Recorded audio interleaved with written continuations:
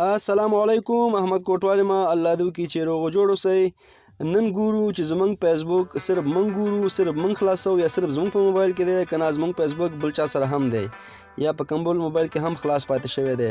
او څنګه کولی شو چې زمونږ فیسبوک په کوم بل موبایل کې خلاص پاتې وي او هم د خپل ځای نه هم د خپل موبایل نه بند کړو، یعنی هغه آی ډي په هغه ځای کې لوګ آوټ کړو، یعنی ختم یې کړو. راځئ چې دلته وښیم. ډېر اسانه دی، ډېر ښکلی او زبردسته طریقه ده.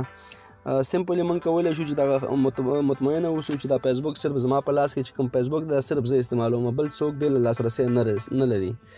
ویډیو ګورو تر اخره پورې. ویډیو خامخا لایک کړئ او چینل ځان سره سبسکرایب کړئ د لا ښو ویډیوګانو دپاره.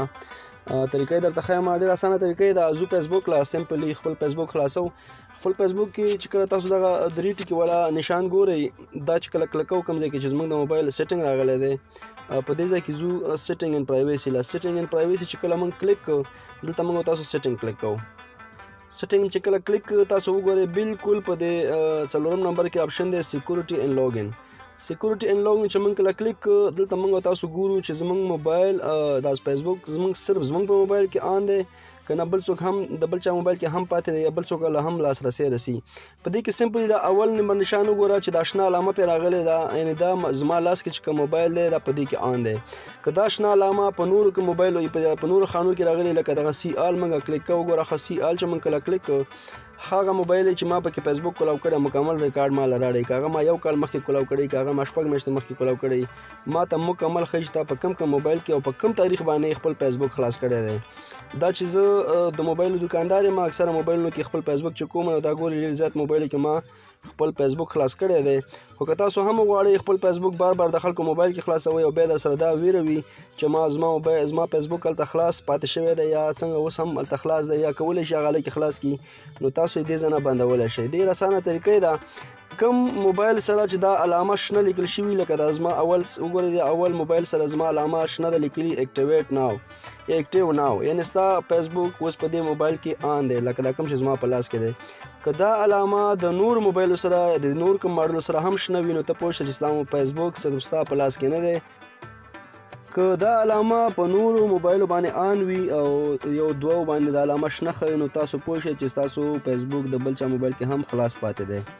ډېر اسانه طریقه ده. که تاسو وغواړئ یو موبایل کې خپل آی ډي لوګ آوټ کړئ، وی باسئ د هغې د موبایل نه، د خپل د فیسبوک نه، د خپل د موبایل نه، تاسو دغه 3 ټکو والا نشان چې کله کلیک کړئ، په دې کې ګوره باقاعده دغه شین چې دلته لیکلي چې شور اکاونټ، یعنې ته غواړې سیکیور اکاونټ، یعنې ته غواړې چې داسې پاتې شي که نه لوګ آوټ کړې، نو زه دا دویمه خانه چې کوم دا لوګ آوټ چې لیکل شوی دی، په دې چې زه کله کلیک کړم، دا ګوره ډایرکټ هغه موبایل زما د هغې موبایل کې زما فیسبوک آی ډي ختمه شوله.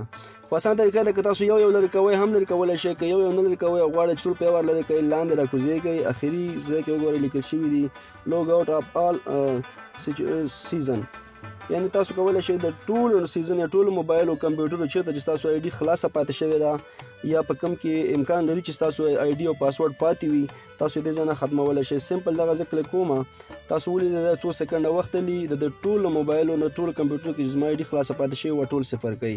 دا چې زما کله لوګ آوټ وویل، ګوره ښه په دویم آپشن کې ما راځي لوګ آوټ مکمل زما صرف ګوره تاسو دا علامه وګورئ، صرف اور صرف V15 کابل افغانستان دا کوم موبایل چې زما په لاس کې دی، په صرف په دې کې آی ډي پاتې شوله، نور د ټولو نه آی ډي ختمه شوله. 100% زه اوس مطمئن یم چې زما آی ډي مکمل چې دا د ټولو سیسټمونه ختمه شوله، صرف زما په لاس کې ده.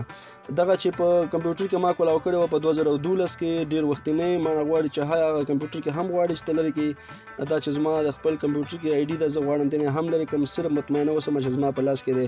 دا د علامه راځي ریمو چې مې وویل، ګوره د هغه کمپیوټر یا هغه لیپټاپ نه هم د آی ډي لاړله.